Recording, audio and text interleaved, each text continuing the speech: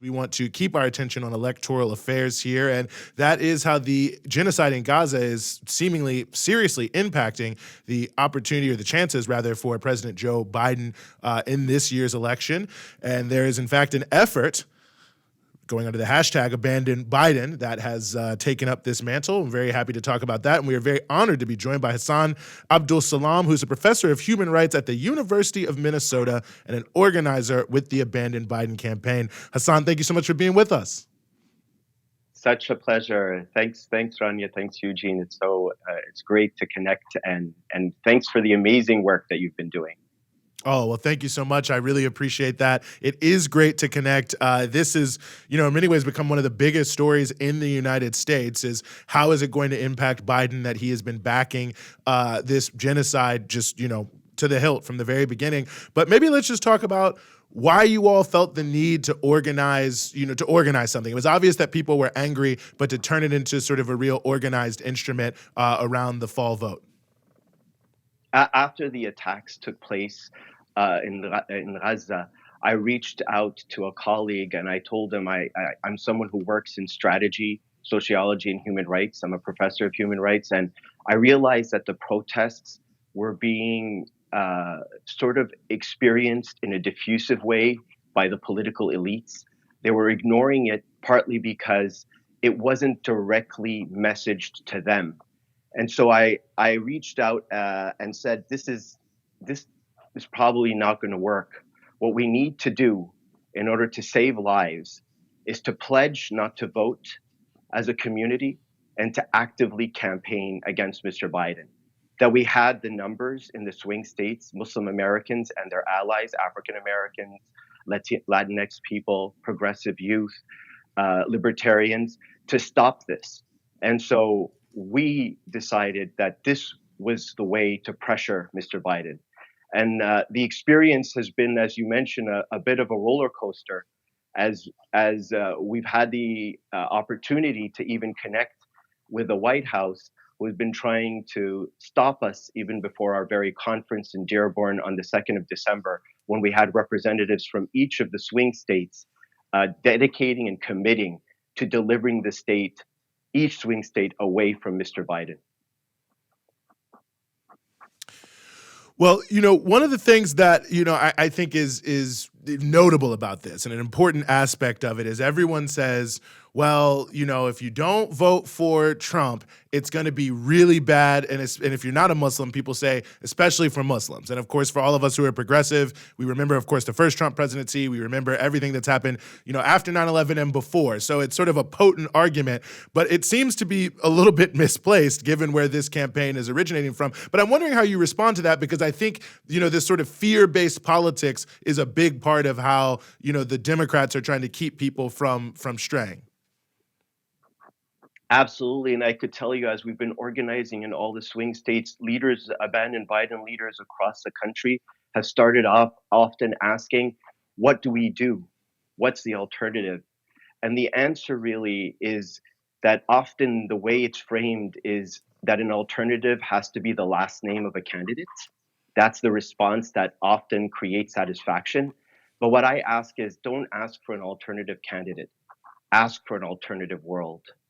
And so one of the most important things for us to think about as we look back is Mr. Trump most definitely prevented our friends and colleagues and family members from entering the country. But Mr. Biden killed them. And so when people create this formula of the lesser of two evils, in truth, this is so wretched that the equation of the lesser of two evils should not be part of our moral thinking. This is so beyond and something that as Americans we should never accept, that we have to send a signal to the entire political landscape. By actually making Mr. Biden lose, we would begin a reckoning, a conversation with the Democratic Party to move towards bringing human rights and civil rights in foreign policy. We can't have the Inflation Reduction Act and fight for climate change, which is something Muslim Americans and their allies want. And we can't fight to end police brutality and improve the status of undocumented people and remove the wall that divides us between different countries, including Mexico, as well as to ensure that there's Medicare for all and Social Security for each person. And then on the other hand, kill human beings across the planet with impunity, without even recognizing and grieving their lives, as you saw in the letter from the White House. After 100 days, Palestinian lives were not grieved in the same way. We fought so hard in this country for civil rights. The Martin Luther King who fought for voting rights and civil rights is often the one that is propped up and imagined as the Martin Luther King that everyone loves. But there's another Martin Luther King that everyone ignored that we're following and abandoned Biden. It's the Martin Luther King who fought against having this Vietnam War and the deaths that constantly were being tallied, and no one was speaking out. America, if it stands for anything and believes in itself as being based on freedom of expression, on dignity, on ending cruelty, on being sovereign, then how can we then turn and with our own weapons destroy and shed bodies? People in our own mosques and cultural centers come to us and they tell us statements I've never heard. They say, someone, when we were doing a press conference, was saying, we were having a press conference as we were, one of the ways in which we launched the Abandon Biden campaigns is a press conference, and one of the speakers called me and so calmly said, you know, Hassan, an hour ago, I just learned that I lost 24 members of my family. And 24 members. This is a situation in which we are hearing this, and we're hearing our friends and colleagues, and we're all brothers and sisters. No American citizen should be saying such statements in this country to one another. And so we're dedicated to the idea that to abandon Biden is really emerging because he has truly abandoned us. He's abandoned the value of life. He's abandoned the Democratic Party's positions on dignity and worth and inclusion and diversity. And he has persisted.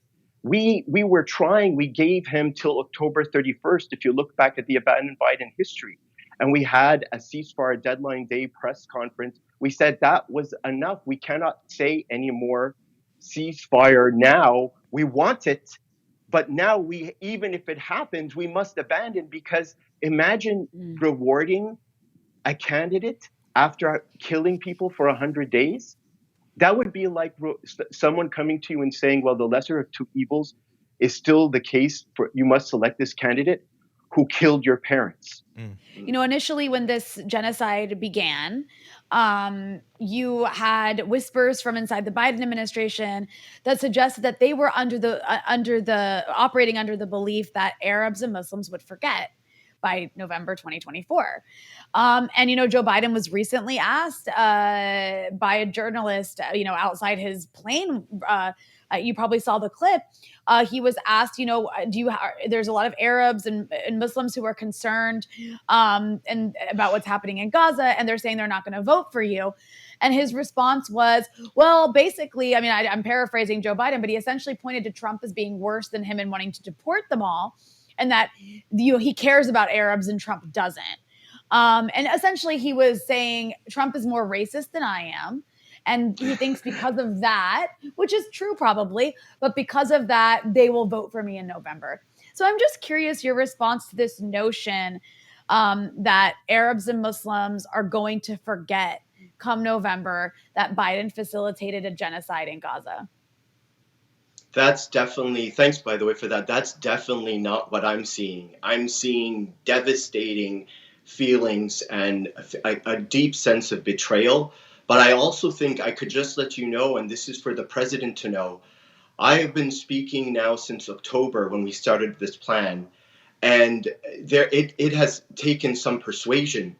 Now, when I meet people who were actually concerned about abandoning Biden, I'm now on the precipice of many, many, many new allies coming in who are saying, that's it, 100 days and nothing, and no word, and not even the word ceasefire, and thousands of people dying. So where does this go?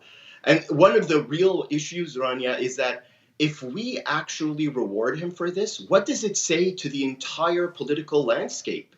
It says that you can actually kill, destroy, torture, and then they still come and vote for you. So then never listen to them about anything.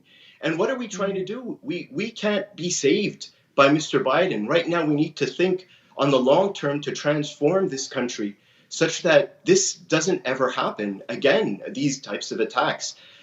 And I also want to point out something really about this equation about I'm incredibly evil like the other guy, but I'm mildly less incredibly evil.